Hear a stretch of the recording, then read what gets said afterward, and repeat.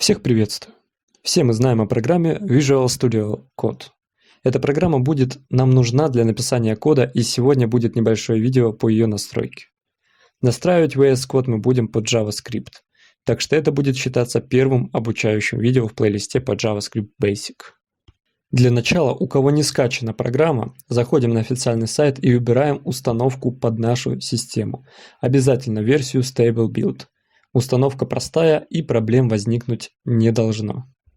После установки заходим в нашу программу.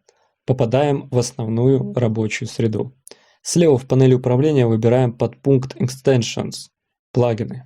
Здесь будет находиться поиск по Marketplace, с которым мы сейчас будем работать. Список всех нужных плагинов в порядке их установки будет в описании. Давайте сейчас кратко пройдемся по этим плагинам.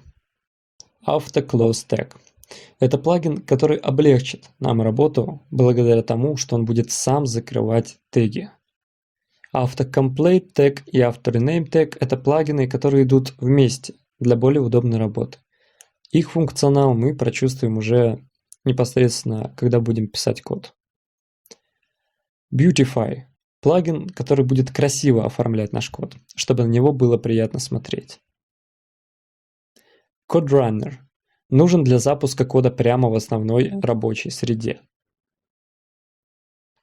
GitLens поможет лучше понимать код благодаря истории, которая покажет нам, как и почему развивался код.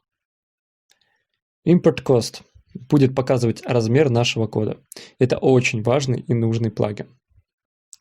JavaScript ES6 – это сниппет. О сниппетах разговор будет позже, так как эта тема довольно непростая. JS-Hint – самый лучший плагин для отработки ошибок и предупреждений. Он поможет нам не совершать многочисленное количество ошибок. На данном этапе вы должны его установить, а дальше будет отдельное видео по его настройке, так как это займет достаточное количество времени и в одно видео это не уложить.